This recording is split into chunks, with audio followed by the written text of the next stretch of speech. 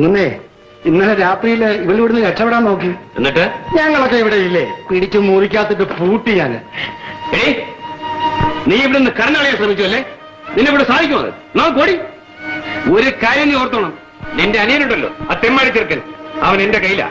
നീ ഇവിടുന്ന് പുറത്തു പോകാൻ ശ്രമിച്ചാൽ ആ സെക്കൻഡിൽ അവനെ ഞാൻ കൊന്നു കുഴിച്ചു കൂടും. ഓർമ്മയിരിക്കും.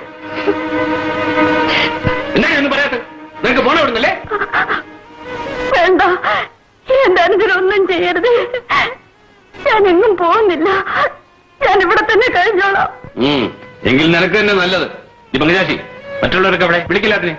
എടി, ഇങ്ങോട്ട് വരീ, ഇങ്ങോട്ട് വരീനടി.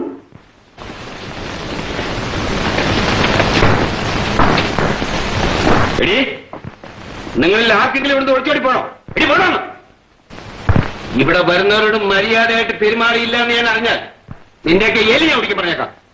ആ പങ്കജാശി, ഇന്ന് വൈകിട്ട് ഞാനിവിടെ വരും. എന്റെ കൂടെ വിശേഷപ്പെട്ടൊരു അതിഥി ഉണ്ടായിരുന്നു. എല്ലാം ഒരുക്കി വെച്ചേ. ഓ, എല്ലാം വേണ്ടതുപോലെ ഒരുക്കി വെച്ചേക്കാം.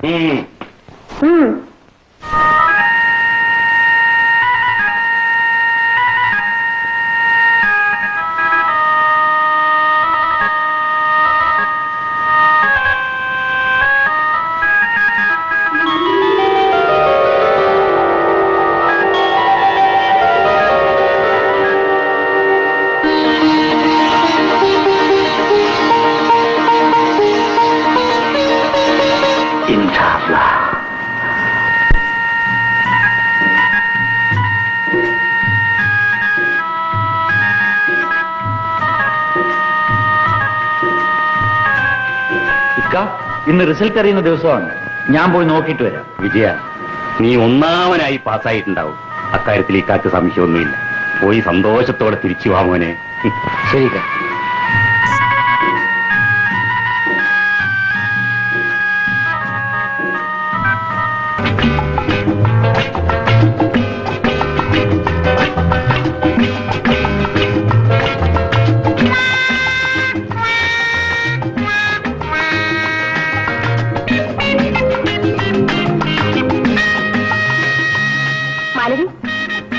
അതാ എന്റെ വിജയം ചേട്ടൻ പോകുന്ന കണ്ടില്ലേ? പോയി കൺഗ്രാജുലേറ്റ് ചെയ്യൂ.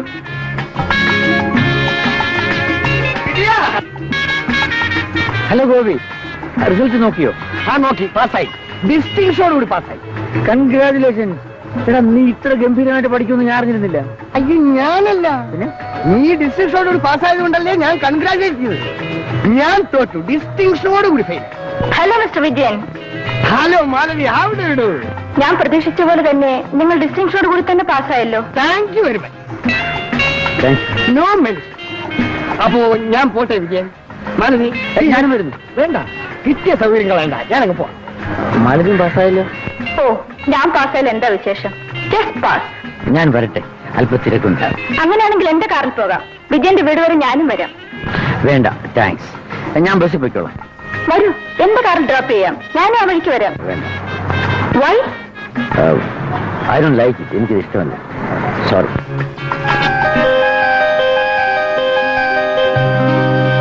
ഇക്കാക്ക് തൃപ്തിയായി. ഇനി ഇക്കാക്കൊന്നും വേണ്ട. ഇതോടെ എല്ലാം നേടിക്കഴിഞ്ഞു. ദേ, നമ്മുടെ വിജയൻ ഇന്നു മുതൽ ഡാക്ടറാണ്. വിജയ, ഇന്ന് തൊട്ട് വിജയൻ എനിക്ക് ഡാക്ടർ സാറാണ്. ഒരിക്കലും അന്തോണിയെ മറക്കരുത് കേട്ടോ. മോനെ, ഈ ഉമ്മാന്റെ പിട്ടും ചോറിൽ നിന്ന് നീ ബന്ധായി. നീ ഉമ്മാനെ മറക്കരുത് മോനെ. നിങ്ങളൊക്കെ എന്താ ഇങ്ങനെ പറയുന്നത്?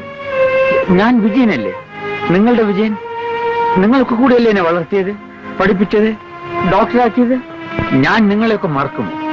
അത്രയും വലിയ നന്ദിയോടെ ഞാൻ കാണിക്കൂ.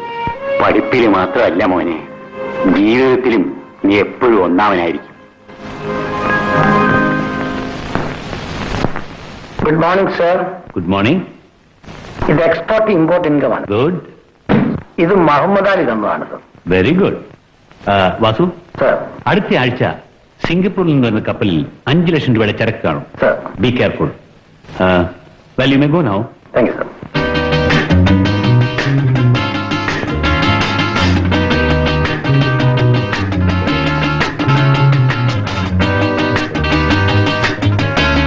Mister Menon. Good morning mister Swaminathan. You look wonderful this morning. Please sit it.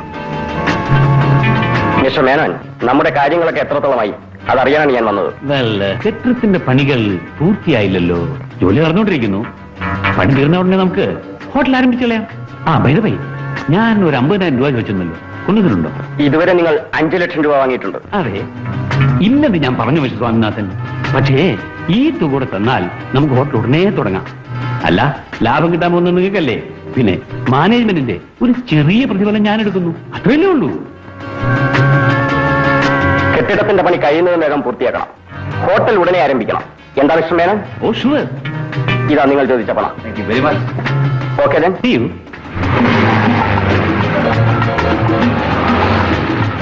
Hello Vijayan, എങ്ങോട്ടാ പോകുന്നത്? യൂണിവേഴ്സിറ്റിയിലേക്ക്. ഓ, എന്നാ വരൂ, എന്റെ കാറിൽ പോവാം. വേണ്ട, താങ്ക്സ്. ഡ്രൈവർ, കാർ കൊണ്ടിക്കോളൂ. മാലതി എന്താ കാർ അയച്ചു കളഞ്ഞത്?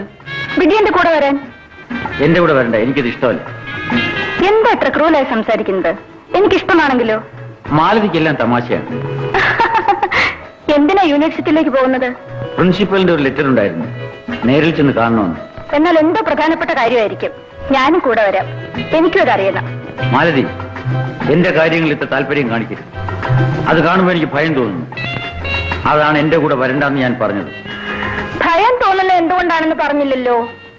നിങ്ങളെപ്പോലുള്ളവർക്ക് ജീവിതം ഒരു നേരം പോക്കാണ്. എനിക്കും എന്നെപ്പോലുള്ളവർക്കും അങ്ങനെയല്ല. നിങ്ങൾക്ക് പിന്നെ എങ്ങനെയാണ്?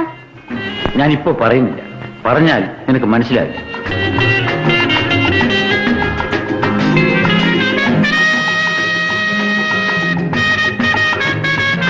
എന്നോടുള്ള വെറുപ്പ് കൊണ്ടാണോ? വെറുപ്പോ? എനിക്ക് നിന്നോട് വെറുപ്പ് വന്നേണ്ട കാര്യമൊന്നുമില്ലല്ലോ. എങ്കിൽ സ്നേഹം ഉണ്ടായിരിക്കണമല്ലോ. സ്നേഹം ഉണ്ടായിരിക്കാം, പക്ഷേ അത് നീ കരുതുന്ന പോലെ ആയിരിക്കില്ല.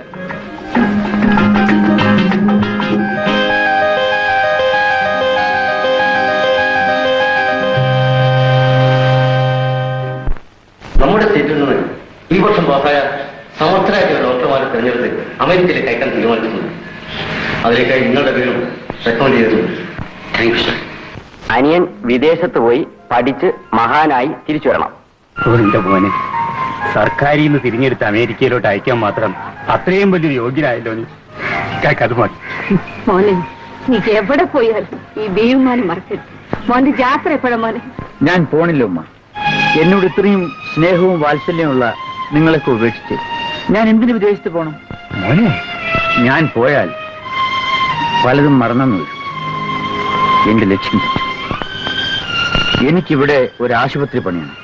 അതിന് നിങ്ങൾ എല്ലാവരും എന്നെ സഹായിക്കണം. ഈ ജീവിതകാലം മുഴുവൻ ഞാൻ നിങ്ങളുടെ ഡോക്ടറായി കഴിഞ്ഞു. അതിലും വലിയ നേട്ടമൊന്നും എനിക്ക് വേണ്ട.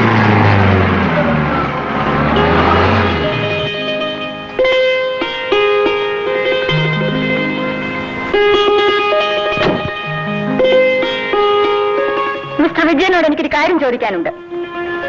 നിങ്ങൾ എന്തിനാ അമേരിക്കയിലേക്ക് പോകാനുള്ള ആ ചാൻസ് ഉപേക്ഷിച്ചത്? എനിക്കിഷ്ടമില്ലായിട്ട്. കഷ്ടം, നല്ലൊരു ഭാവി നശിപ്പിച്ചു കളഞ്ഞല്ലോ. അമേരിക്കയിൽ പോയി വന്നാൽ എന്തെല്ലാം സൗകര്യങ്ങൾ ഉണ്ടാകുമായിരുന്നു. മാലതി, എനിക്ക് പണവും പദവിയും പേരും പ്രസിദ്ധിയും ഒന്നും വേണ്ട. എന്റെ ജീവിതത്തിനൊരു ലക്ഷ്യമുണ്ട്. ആ ലക്ഷ്യത്തിൽ എനിക്ക് എത്തിച്ചേരണം. അതിനുവേണ്ടി എന്തും ഞാൻ ചെയ്യും, എന്തും ഞാൻ ഉപേക്ഷിച്ചു. തൽക്കാലം അത്രയും മനസ്സിലാക്കിയാൽ മതി. ഒരു കാര്യം കൂടി, എനിക്ക് വേണ്ടി എന്റെ നാട്ടുകാർ ഒരു നഴ്സിംഗ് ഹോം കെട്ടാനുള്ള ശ്രമത്തിലാണ്. അത് പൂർത്തിയായി കഴിഞ്ഞാൽ ജീവിതകാലം മുഴുവനും ഞാൻ അവിടുത്തെ ഡോക്ടറായിരിക്കും. മാലതി ഇങ്ങോട്ട് വരണ്ട. മാലതിയുടെ അച്ഛനെ എനിക്ക് പരിചയമില്ല.